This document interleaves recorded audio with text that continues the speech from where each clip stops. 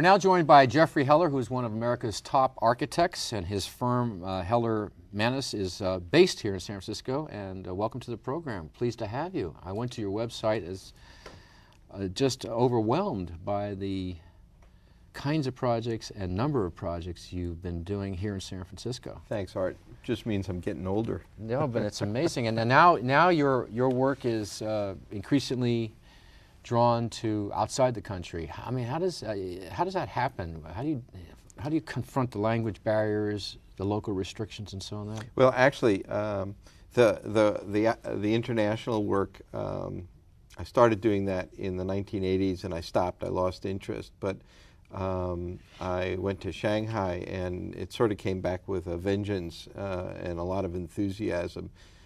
Because that city is so amazing, and what's going on in China is so amazing. And I was determined that we would be involved. And in the last year, we've basically developed the contacts and the relationships. And we just recently won a big international competition for a high-rise office building there. So it's very exciting times.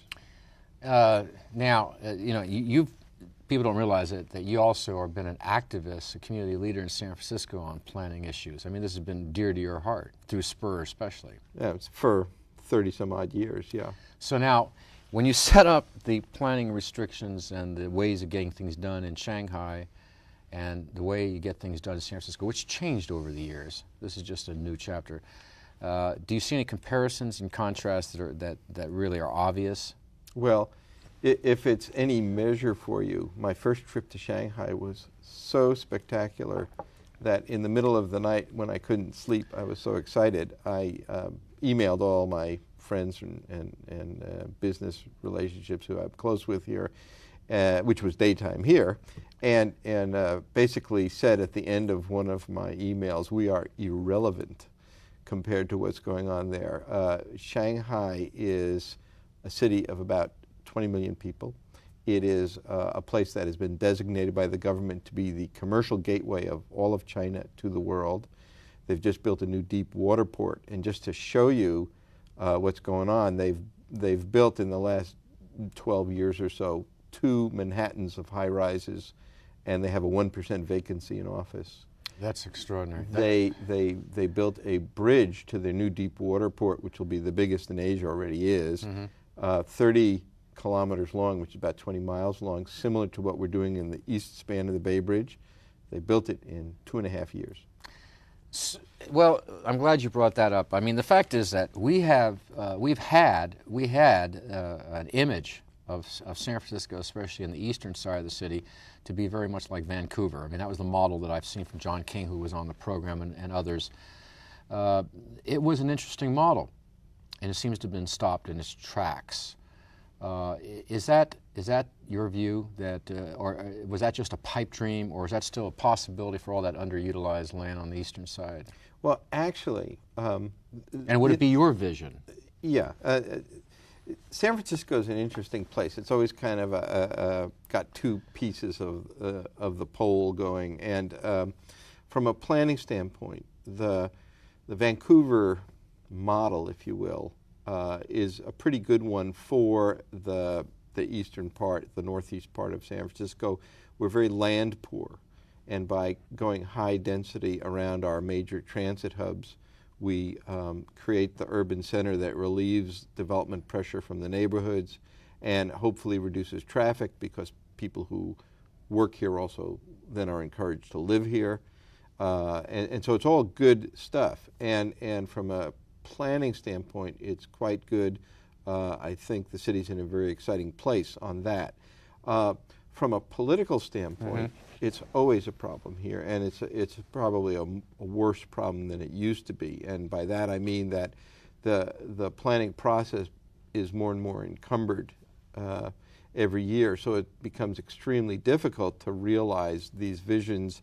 Plus they get burdened with heavy linkage fees and affordability issues, so that right now we're a little bit in danger of spoiling our dream by over-encumbering these new developments financially. And you've done a lot of you've done many buildings in San Francisco. Yes, we've been very lucky, and I mean, you know the process. So why don't you privileged. describe some of your favorite buildings that you've designed? Well, we have recently been working on 300 Spear, which is coming out of the ground on Rincon Hill, and we also have been working on 555 Mission, which is an office building on Mission Street that is going to break ground in August. Those are two recent ones which are fairly exciting.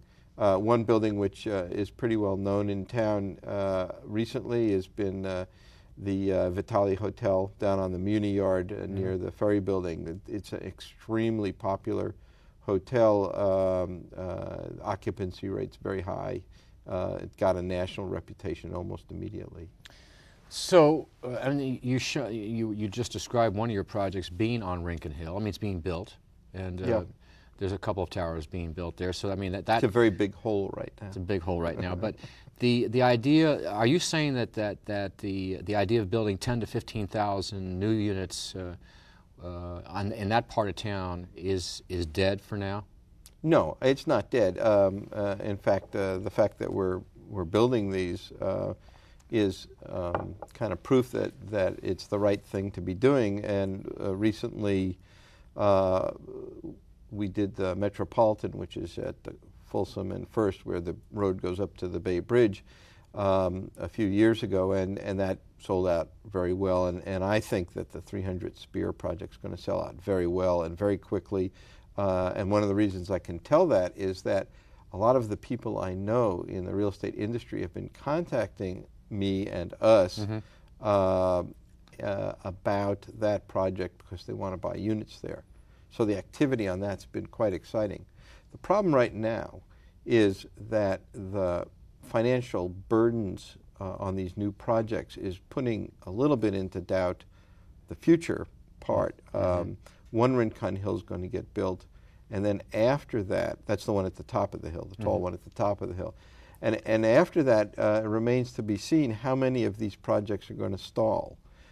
We've already had one major project on Mission Street, which was going to be a residential building at 535 Mission, stall, and it's going to go back to being office, which is not a bad thing, but it's completely revolving around the cost of doing the projects. And the other piece is that the length of time it takes to get approvals in San Francisco, of course, often creates huge inhibitions to getting things done. Well, you've seen this before, and you've been involved in it before. At the remember the office crises, and that led to a proposition the voters passed called Prop M, which limits the amount of square footage. I mean, you've seen many battles along the way, and in fact, things still get built and so on. How do you see this thing playing out over the next 5 to 10 years? Well, I think the problem is that San Francisco has certain ambitions about getting projects done.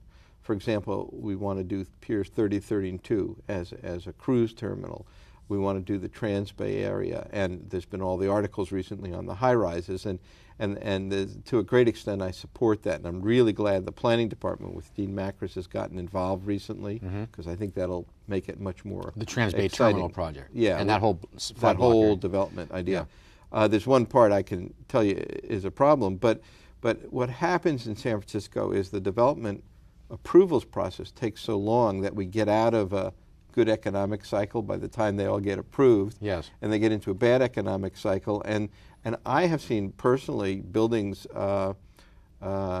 take a decade. In other words, they get approved, which takes a long time, and then they kind of die for a while, and then they come back and then they get built. So they catch the next cycle. Yeah, they have to catch the next cycle. And, so on. And it really inhibits the market, and what it does is it really affects affordability in San Francisco. In other words, if we can't provide enough housing in the market at market rate, it pressures everything else and drives the cost of housing for the normal everyday person right through the roof. And we see that, I mean, the evidence is clear. The cost of housing in San Francisco is as high pretty much as it gets.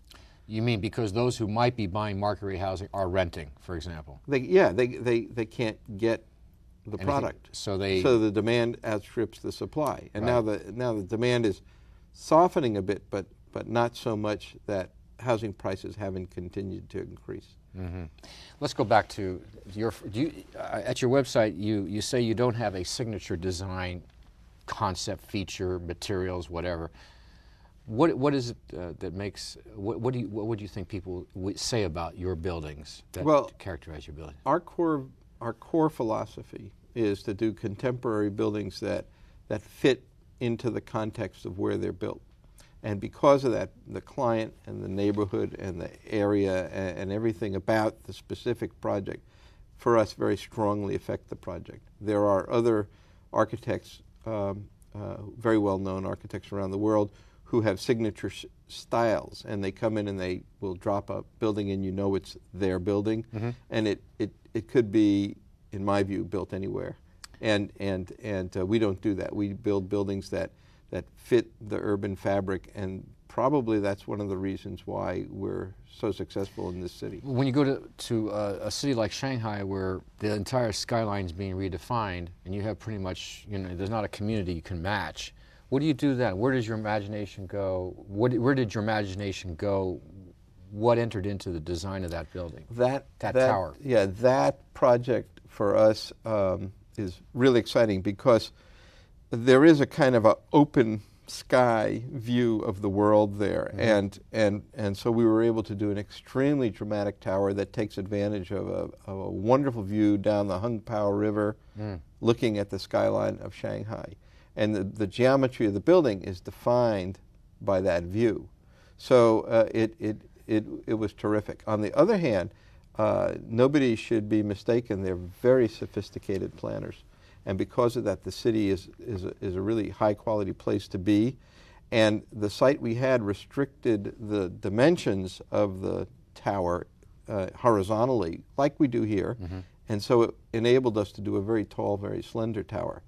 The difference is that there's a kind of a freedom there that lets you get it done and get it done in an easier, quicker way. Were they concerned about transportation?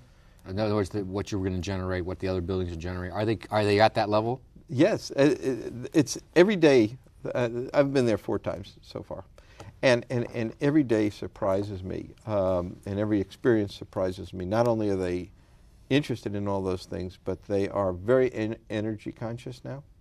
So, for example, they want us to do a LEED rated building, energy efficient building.